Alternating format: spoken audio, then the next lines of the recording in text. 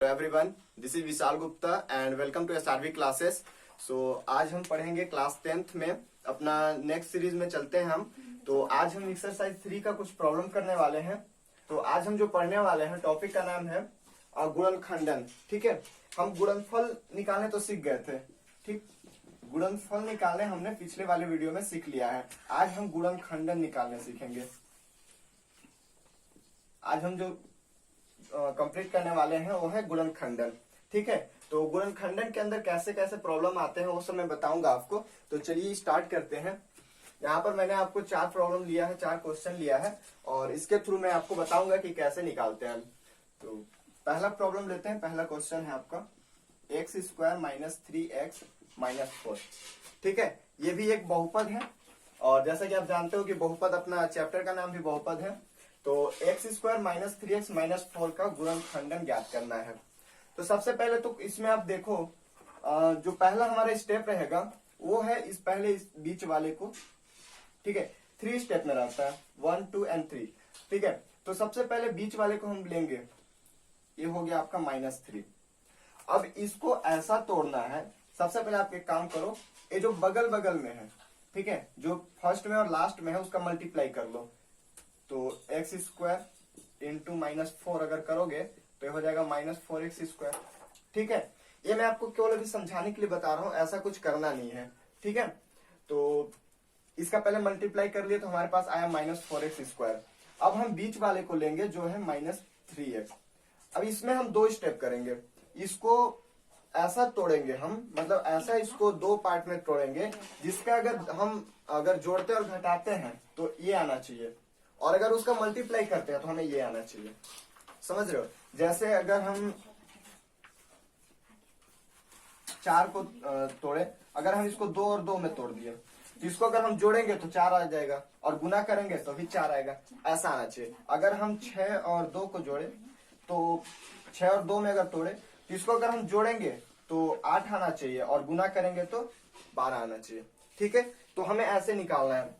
तो इसमें आप जैसे देखोगे -3x हमारे पास, तो इसको हम अगर जोड़ेंगे मतलब 2 पार्ट में इसको तोड़ेंगे और उसको फिर अगर जोड़ने पर हमें इतना आना चाहिए और गुना करने पर इतना आना चाहिए। ठीक है, तो चलिए देखते हैं कि इसको हम क्या में तोड़ सकते हैं। सबसे पहले तो इसको अगर हम तोड़ेंगे तो 1 और 3 में कर सकते हैं, क्योंकि 1 और 2 में तोड़ सकते हैं। ठीक है, उसके बाद हम 4 और 1 में भी तोड़ सकते हैं, क्योंकि माइनस है हमारे यहाँ। आप अगर ध्यान दोगे तो यहाँ हमारे पास माइनस है, तो हम इसको माइनस और इसको प्लस ले सकते हैं। तो भी हम इसको करेंगे तो क्या आएगा, -3 आएगा। और आप जैसे देखोगे कि इसका अगर हम मल्टीप्लाई भी करेंगे तो हमारे पास -4 आएगा, जो कि यही हमें लाना है। ठीक है, तो चलो इसको देखते हैं कैसे करेंगे। -3x को हम 2 पार्ट में क्या क्या में तोड़ेंगे, -4x और x में। इस तरीके से हम 2 पार्ट में इसको तोड़ लिए। अब देखो आप इसको अगर हम जोड़ेंगे, ठीक है, इसको जोड़ेंगे या घटाएंगे तो हमें इतना ही आएगा और गुना करेंगे तो हमें इतना आ जाएगा। तो चलिए इसको देखते हैं फिर। ये आपको समझाने के लिए था, ऐसा कुछ करना नहीं है। ठीक है, ये बस आप अगर अभी के लिए है 2-4 क्वेश्चन के लिए। उसके बाद जब आप बनाने सीख जाओगे तो उसके बाद आप मन में ही कर सकते हो। तो सबसे पहले स्टेप को लिखो। ठीक है, x²। जो बीच वाला है, बीच वाले इसको 2 स्टेप में तोड़ना था, जो कि हम ऐसे तोड़ चुके हैं। तो इसको भी लिखते हैं -4x + x, फिर लास्ट वाले को लिख देते हैं।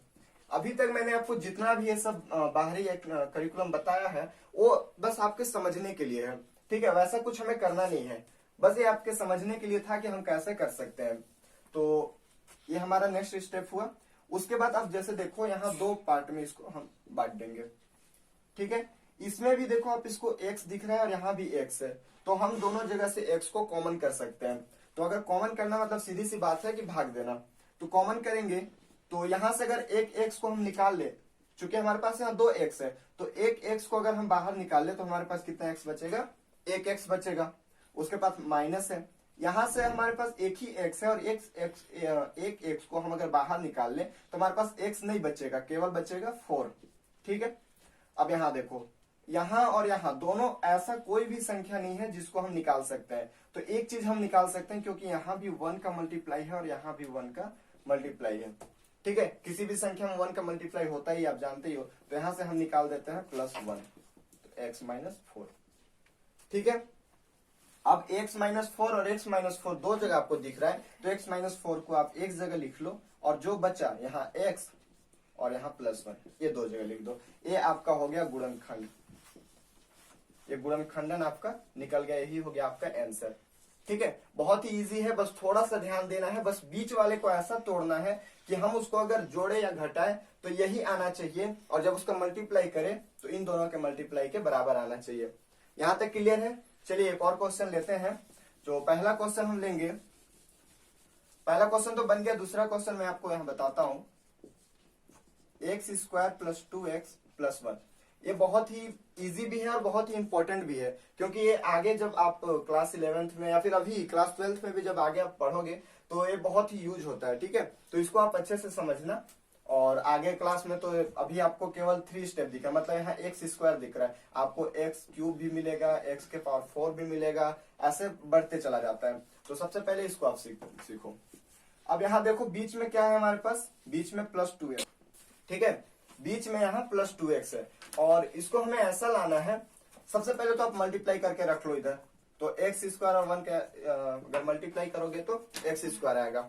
ठीक है, तो चलो देखते हैं, हमें लाना है मल्टीप्लाई करके x², ये हमारा टारगेट है। ठीक है, हमारा टारगेट हमें फिक्स है कि हमें x² लाना है मल्टीप्लाई करके।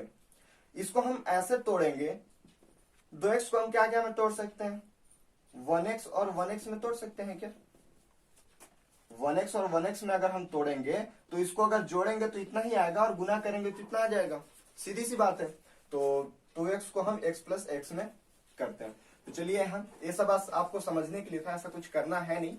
पहले स्टेप को लिखो, x² + 2x को क्या में हम तोड़े, 1x और 1x, तो डायरेक्टली हम x + x लिख देते हैं, फिर +1। बहुत ही सिंपल है, बस आपको बीच वाले को थोड़ा सा ध्यान देना पड़ेगा तोड़ते समय। ठीक है, अब देखो यहाँ भी x है और यहाँ भी x है, तो दोनों जगह से हम 1x कॉमन कर लेते हैं। तो जब x कॉमन करेंगे तो यहाँ 2x था, ठीक है, और एक x हमने निकाल लिया, तो बचा क्या, 1x प्लस यहाँ एक ही x था और वो भी हमने निकाल लिया, तो बचा 1। ठीक है, यहाँ ऐसा कुछ भी नहीं है जो हम यहाँ से कॉमन ले सकते हैं। ठीक है, तो यहाँ से हम 1 कॉमन लिए। ऐसा नहीं है कि कुछ भी कॉमन नहीं लेना है, अगर कुछ ऐसा कॉमन नहीं है तो हम 1 कॉमन करेंगे, क्योंकि हमें सब में 1 का मल्टीप्लाई रहता ही है। अब यहाँ देखो, यहाँ भी x + 1 है और यहाँ भी x + 1 है, तो दोनों को एक जगह लिख लो। तो x + 1 को x + 1 लिख दिए और जो बचा उसको एक ब्रैकेट में लिख लिए, ये आपका हो गया आंसर। ठीक है, समझ में आ रहा है? तो चलिए अब नेक्स्ट क्वेश्चन लेते हैं, जो तीसरा हमारे पास क्वेश्चन है। अब जैसे यहाँ देखो, पहला क्वेश्चन मैंने आपको बता दिया, दूसरा भी बता दिया, अब तीसरा चलते हैं। x² + x - 12। ठीक है, x² + x - 12। तो अब हम पहले अपना टारगेट चूज कर लेते हैं। तो टारगेट हमारे पास क्या है, इसका और इसका मल्टीप्लाई करके, तो मल्टीप्लाई करोगे तो कितना हो जाएगा, मतलब यहाँ माइनस भी रहेगा। ठीक है, तो ये हो जाएगा -12x। ये हमारे पास टारगेट आ गया, हमें वो लाना है गुना करके। ठीक, बीच वाला है x, इसको हम क्या में तोड़ेंगे, तो सबसे पहले तो देखते हैं कि 12 लाने के लिए हम क्या कर सकते हैं। प्लस x को हमने क्या में तोड़ा, +4x और -3x, -12।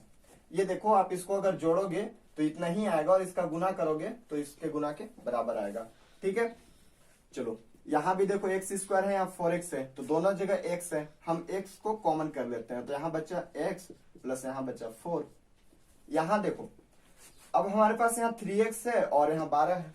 ठीक है, तो हम यहाँ से क्या कॉमन कर सकते हैं, 3 कॉमन कर सकते हैं। अब दिक्कत यह है कि हम माइनस भी कॉमन करें क्या, माइनस अगर कॉमन करेंगे तो दोनों प्लस में आ जाएगा। ठीक है, वही हमें लाना है, तो हम विथ माइनस साइन कॉमन करेंगे, x + 4। ठीक है, कॉमन करना मतलब सीधी सी बात है, भाग देना। आपको अगर ऐसा नहीं निकालने आता है तो आप दोनों में -3 से भाग दे दो। ठीक, अब देखो x + 4 यहाँ भी है और x + 4 यहाँ भी है, दोनों को हम एक बार कॉमन कर लेते हैं या फिर एक बार लिख लेते हैं, तो यहाँ बचा x और यहाँ बचा -3। ये हो गया आपका आंसर। ठीक है, चलिए एक और क्वेश्चन हम लेते हैं, उसके थ्रू आपको सारा समझ में आ जाएगा क्लियर। जो हमारा चौथा क्वेश्चन है वो है x² - 8x + 15।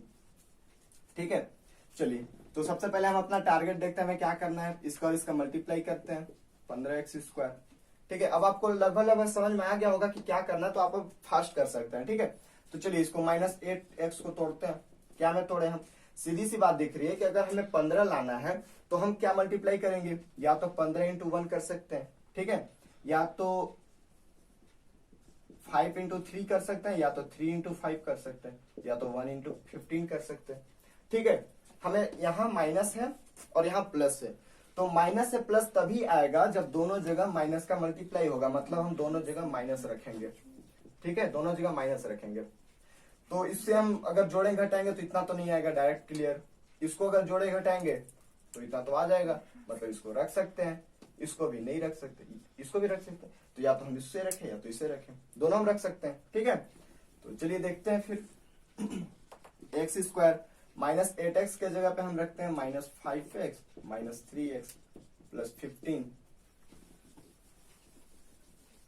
देखो बीच वाले को ऐसे तोड़ना है कि अगर हम उसको जोड़े या घटाए तो बीच वाला ही आना चाहिए, और इन दोनों का अगर हम मल्टीप्लाई करें तो इन दोनों के मल्टीप्लाई के बराबर आना चाहिए। ठीक है, उसके बाद अब देखो यहाँ x² और -5x में दोनों जगह x क्या है, दोनों जगह x है, तो एक x को हम कॉमन कर लेंगे, तो ये बचेगा x -5। यहाँ भी 3 है और यहाँ भी अगर इसको करो तो यहाँ से भी 3 निकल सकता है, तो -3 हम कॉमन कर लेते हैं, तो x -5। ठीक है, दोनों जगह x -5 है, हम एक बार निकाल लेते हैं, तो x -5 अगर करें तो क्या बचा, x -3। ये आ गया आपका आंसर। तो इस तरीके से मैंने गुणनखंडन का 4 प्रॉब्लम करवाया। ये बहुत ही सिंपल क्वेश्चन था।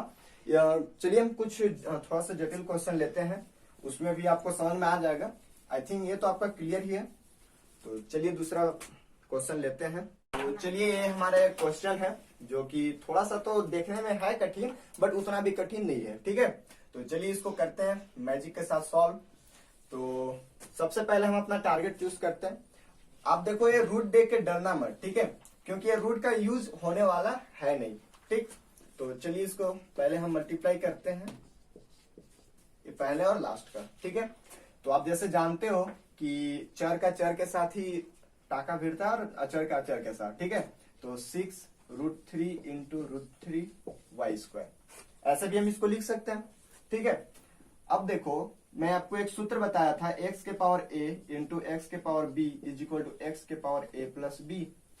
ये फॉर्मूला का यूज हम यहां भी करेंगे। 6 × अब जैसे देख सकते हो √3 को हम ऐसे भी लिख सकते हैं 3⁻1/2, बिकॉज इसको अगर यहाँ पे कुछ नहीं है, ठीक है, यहाँ पे कुछ नहीं है ना, बस ऐसे है, तो यहाँ 2 रहता है। अगर 3 के लिए रहता तो यहाँ पे 3 दिया रहता, इसको हम ऐसे लिखते हैं। ठीक है, अगर यहाँ पे 4 दिया रहता तो हम इसको ऐसे लिखते 1/4, लेकिन यहाँ पे अगर कुछ नहीं दिया है तो इसको हम डायरेक्टली लिखेंगे 3⁻1/2। ठीक है, तो चलिए फिर देखते हैं, इसको हम ऐसे भी लिख सकते हैं 3⁻1/2 × 3⁻1/2 × y²। जब इसको सॉल्व करोगे तो 6 × 3⁻1/2 + 1/2 y²। 6 × 3⁻1/2 और 1/2, चलो जोड़ते हैं, तो 2 और 2 का एलसीएम 2, 1 + 1 2, कट गया 1। ठीक है, तो 6 × 3⁻1 y²। 1 लिखे या ना लिखे कोई मतलब नहीं है, अब इसका मल्टीप्लाई कर दो, 6 3 18 y²। तो हमारा मेन जो टारगेट है, ठीक है, हमारा जो मेन टारगेट है वो क्या है, हमारे पास 18 y²। हमें लाना क्या है, मतलब लाना नहीं है, ये आपके बस समझने के लिए है कि हमें मल्टीप्लाई करके इतना लाना है जो हम बीच वाले को तोड़ेंगे। तो आप सीधी सी बात देखते हो 9y को तोड़ना है, ठीक है, तो 6 और 3 में तो तोड़ ही सकते हैं, क्योंकि 6 और 3 को ऐड करेंगे तो 9 आएगा और मल्टीप्लाई करेंगे तो 18 आएगा। ऑब्वियस सी बात है, बहुत ही इजी है। चलिए, तो √3y² + 6y + 3y, एक काम करते इसको इधर उधर लिख देते हैं ताकि यहां से कॉमन करने में हमें 6y + 6√3। ठीक है, इतना समझ में आया। अब चलिए इसके आगे हम देखते हैं। जैसे थोड़ा सा आपको कॉमन करने में प्रॉब्लम होगा, इसलिए मैं एक स्टेप और लिख लेता हूं, √3y² + 3 को हम 2 भाग में डिवाइड भी कर सकते हैं, जैसे अभी मैंने आपको बताया कि इसको ऐसे भी लिख सकते हैं। तो 2 बार में अगर हम इसको लिखें y प्लस इसको 6y प्लस 6√3, ठीक है। अब देखो यहाँ √3y स्क्वायर है, यहाँ √3y है, तो √3 और y दोनों जगह है, तो हम एक बार कॉमन कर लेते हैं, तो यहाँ केवल बचेगा y और यहाँ क्या बचेगा, जब इसको हम निकाल लिए तो केवल बचा √3, ठीक है। यहाँ दोनों आप जैसे देख सकते हो दोनों में 6 है, ठीक है, तो 6 को हम एक बार लिखते हैं तो y प्लस √3, ठीक है। ये स्टेप के बाद स्टेप कैसे हुआ समझ में आया? चलिए एक बार फिर बताता हूँ, पहले यहाँ से बताता हूँ। √3y स्क्वायर प्लस 3y को हम 2 बार √3 लिख सकते हैं, क्योंकि अभी जस्ट पहले मैंने आपको बताया कि इसको मल्टीप्लाई करेंगे तो इतना ही आएगा। मैं कॉमन निकालना है इसलिए ऐसे कर रहा हूँ, ठीक है, इसको ऐसे एज इट इज लिख दिए।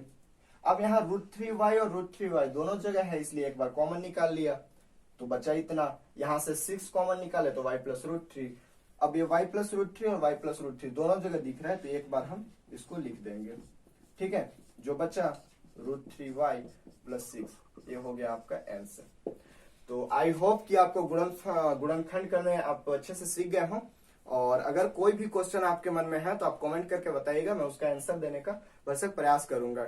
ओके, तो इस लेक्चर में इतना ही।